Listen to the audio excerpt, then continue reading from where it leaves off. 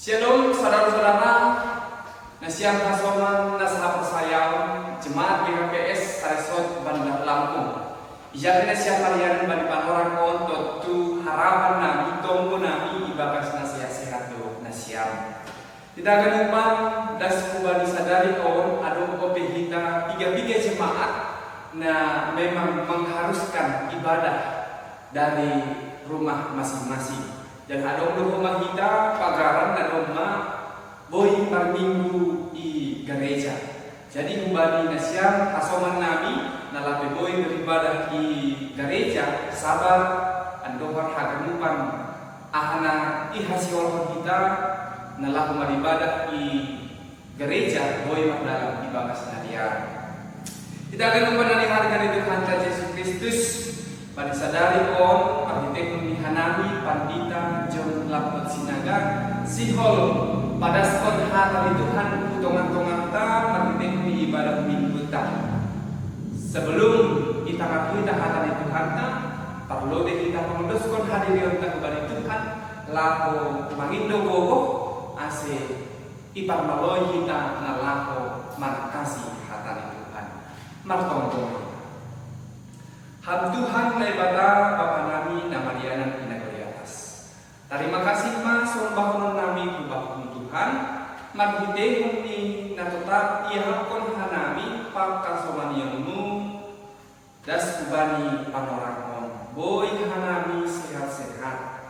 Boy hanami riak pakon keluarga nami maribadah hasipe di rumah nami masing-masing. Tuhan bani panoran on sipol hanami makasadaw pakon ham marhitehun ni hata nasipol ondos uban nami halanya Tuhan ham mana hadir ham mana jom-jom mengajar hanami asiboy tomon Tuhan ia lusi hanami dan boy pemamar buku hanami nalahu mandalangkon hata mo impani perguluhan nami sigan pari. Terima kasih kabarmu Tuhan ibagas Yesus Kristus Tuhan nami. Amin.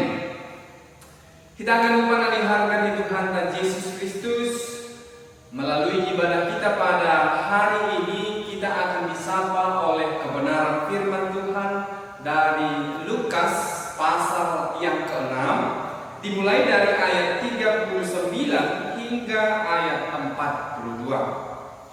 Lukas 6 ayat 39 hingga ayat 42. Saya akan membacakan kepada saudara-saudara semua. Demikian firman Tuhan. Yesus mengatakan pula suatu perumpamaan kepada mereka. Dapatkah orang buta menuntun orang buta? Bukankah keduanya akan jatuh ke dalam lubang? Seorang murid tidak lebih daripada gurunya, tetapi barang siapa yang telah tamat pelajarannya akan sama dengan gurunya. Mengapakah engkau melihat selumbar di dalam mata saudaramu, sedangkan balok di dalam matamu sendiri tidak engkau ketahui? Bagaimanakah engkau dapat berkata kepada saudaramu, saudara, biarlah aku mengeluarkan selumbar yang ada di dalam matamu, padahal balok yang di dalam matamu tidak engkau lihat. Hai orang munafik, keluarkanlah dahulu balok dari matamu, maka engkau akan melihat dengan jelas untuk mengeluarkan selumbar itu dari mata saudaramu. Jemaat yang dikasihi oleh Tuhan Yesus Kristus, dalam kehidupan kita hari lepas hari, kita pasti sering berhadapan dengan banyak orang. Kita sering berdampingan dengan orang-orang, baik itu di lingkungan pekerjaan kita, baik itu di lingkungan masyarakat, begitu juga dengan di lingkungan gereja. Nah, di samping itu semua, pasti kita juga pernah melihat tindakan atau perilaku seseorang tersebut. Dan sadar tidak sadar, ketika kita melihat tindakan A, ketika kita melihat tindakan saudara kita, ketika kita melihat tindakan orang-orang di tempat kita bekerja, ketika kita melihat orang-orang di tempat kita beribadah, sadar atau tidak sadar, kita pernah menghakimi mereka. Nah, dalam khotbah kita pada hari ini dimulai dari ayat 37 Meskipun kalau teks khotbah kita yang diberikan kepada kita dimulai dari ayat 39 hingga 42, tetapi teks ini tidak terpisahkan dari ayat sebelumnya. Di sini dikatakan hal menghakimi. Janganlah kamu menghakimi, maka kamu pun tidak akan dihakimi. Nah, ketika kita tadi terhadapkan dengan situasi-situasi kehidupan kita tadi, ketika kita melihat tindakan saudara kita, melihat tindakan orang-orang yang berada di sekitar kita, maka sadar atau tidak sadar kita sering menghakimi mereka. Di sini dikatakan jangan kamu menghakimi.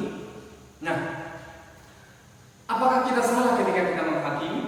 Apakah kita salah ketika kita menilai tindakan seseorang?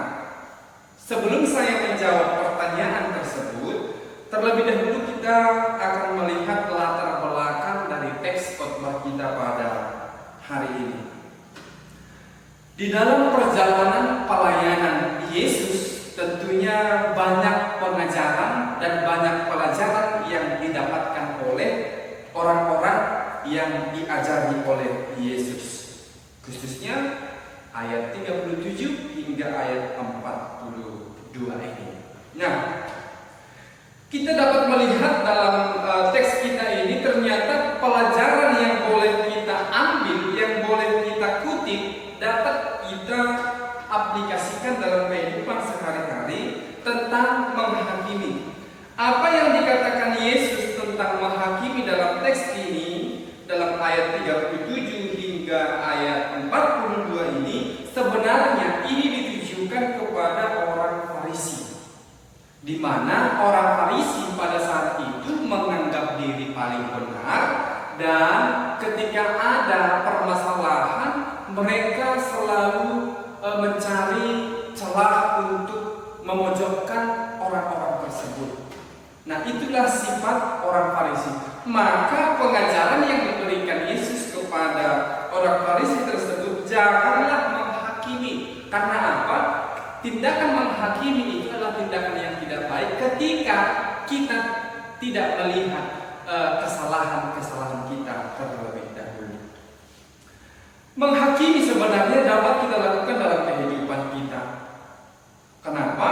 Asal kita tahu yang mana yang baik, yang mana yang salah, yang mana yang benar, yang mana yang salah. Di dalam perjanjian lama sebenarnya juga dikatakan bahwa pengadilan itu diizinkan, bahkan diwajibkan di tengah-tengah masyarakat dalam perjanjian lama. Dalam perjanjian baru juga bahwa dikatakan dalam Yohanes 7 ayat 24, Yesus membolehkan kita menghakimi dengan adil. Nah, yang menjadi pertanyaan tadi adalah, apakah kita bisa menghakimi orang lain? Atau salahkah kita menghakimi orang lain? Lalu bagaimana dengan jangan menghakimi yang dimaksud dalam ayat 37 tadi? Kita boleh menghakimi asalkan kita orang yang asalkan kita mengetahui bahwa orang yang kita hakimi itu adalah orang yang benar-benar melanggar aturan-aturan atau melanggar aturan agama, norma hukum, seperti orang Farisi tadi. Kita tidak boleh menghakimi karena kita sendiri mempunyai kesalahan, baik kesalahan yang besar maupun kesalahan yang kecil. Tetapi pada intinya bahwa ciri murid Yesus yang sejati adalah tidak mudah menghakimi. Justru ciri murid Yesus yang sejati adalah mudah mengampuni. Nah, kemudian kita melihat dalam ayat yang ke-39. Dalam ayat 39 dikatakan bahwa Yesus mengatakan pula suatu perumpamaan kepada mereka. Dapatkah orang buta menuntun orang buta? Bukankah keduanya akan jatuh ke dalam lubang? Sesungguhnya Yesus mengangkat perumpamaan tersebut bukan mau menyebutkan buta secara fisik, tetapi buta secara rohani.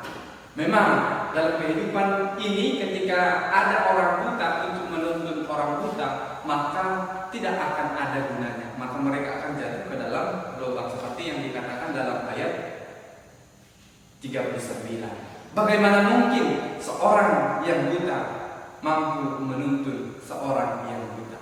Nah, yang dimaksud dalam ayat 39 ini adalah buta dalam hal iman. Yesus mau mengatakan bahwa apa yang dikatakan dalam ayat 39 ini untuk mengampuni. Yesus bukan orang yang buta secara fisik dan bukan orang buta secara rohani. Maka tirulah Yesus. Yesus mengampuni orang yang berdosa.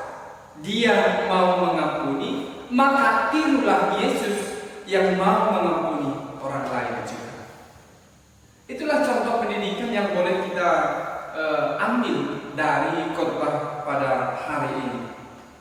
Kemudian dikatakan juga dalam ayat 40, seorang murid tidak lebih daripada gurunya, tetapi barang siapa yang telah tamat pelajarannya akan sama dengan gurunya. Yang mau disebutkan Yesus dalam ayat 40 ini adalah bahwa seseorang itu tidak akan mampu melampaui seperti Yesus. Yesus adalah guru. Dia yang mengajarkan kebaikan, kebenaran kepada kita.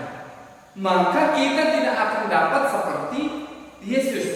Tetapi ketika kita selalu bersekutu dengan Yesus, bergaul dengan Yesus, maka kita akan naik level. Dalam arti memang kita tidak bisa sama seperti Yesus, tapi kita bisa berupaya seperti Yesus.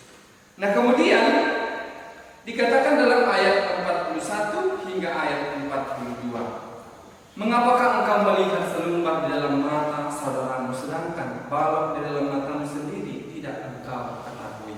Dan sebagainya hingga ayat 42. Apa yang mau disebutkan Yesus dalam ayat 41 hingga ayat 42 ini? Yang mau dimaksudkan Yesus dalam ayat ini adalah tentang pengampunan. Kita yang memiliki kemampuan yang lebih untuk melihat kesalahan orang lain, sering kita tidak memakai kemampuan kita yang lebih lagi untuk melihat kesalahan kita sendiri. Ketika Anda memiliki kelebihan untuk melihat kesalahan orang lain, maka pakailah juga kemampuan Anda yang lebih lagi untuk melihat kesalahanmu sendiri. Maka ketika hal tersebut kita lakukan dalam kehidupan kita, ketika kita memakai kemampuan kita yang lebih lagi untuk menghakimi atau menilai orang lain, maka kita juga tidak pantas untuk menghakimi orang lain. Karena apa? Kita adalah orang yang memiliki kekurangan, kita juga adalah orang yang memiliki kesalahan dan sebagainya. Nah, inilah pelajaran-pelajaran yang boleh kita kutip dalam khotbah kita pada hari ini. Nah, dikatakan yang paling ditekankan dalam khotbah kita ini adalah di ayat 42 bagian terakhir.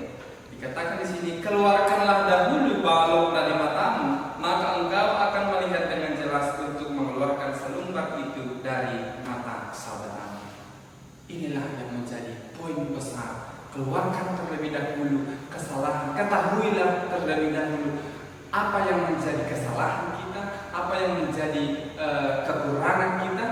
Maka ketika kita melihat hal yang negatif dalam pikiran kita, dalam hidup kita, dalam diri kita, maka kita tidak pantas untuk menghakimi orang lain. Ingat, menghakimi itu boleh, tetapi kita harus mengetahui bahwa penghakiman itu hanya dilakukan oleh Allah itu sendiri.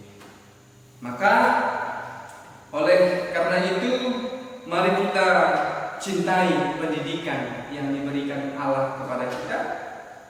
Dan kita juga harus mencintai Yesus, sumber kebenaran, dan bertindaklah dalam kebenaran, maka hidup kita dipenuhi dengan kebenaran. Kiranya firman Tuhan boleh kita renungkan bersama, kita lakukan bersama dalam kehidupan kita hari lepas hari. Mari kita bersatu berdoa. Kembali lagi kami mengucap syukur Tuhan untuk firman Tuhan yang boleh kami dengarkan bersama di tempat ini, di mana firman Tuhan mendidik kami dalam pengajaran Tuhan bahwa kami terlebih dahulu harus melihat kesalahan, melihat kekurangan kami pribadi sebelum kami melihat kesalahan, sebelum kami menghakimi orang lain. Ajari kami Tuhan untuk tetap menggali, melihat lagi ke dalam diri kami, ke dalam pribadi kami, untuk melihat kesalahan-kesalahan, kekurangan-kekurangan kami. Ketika kami mampu membuat daftar kekurangan kami Tuhan, maka kami tidak pantas untuk menghakimi orang lain. Kiranya firman Tuhan ini menguatkan kami dalam melakukan kehidupan kami hari lepas hari. Terima kasih Tuhan, kami berdoa di dalam nama Yesus Kristus, Juru Selamat kami yang hidup. Amin.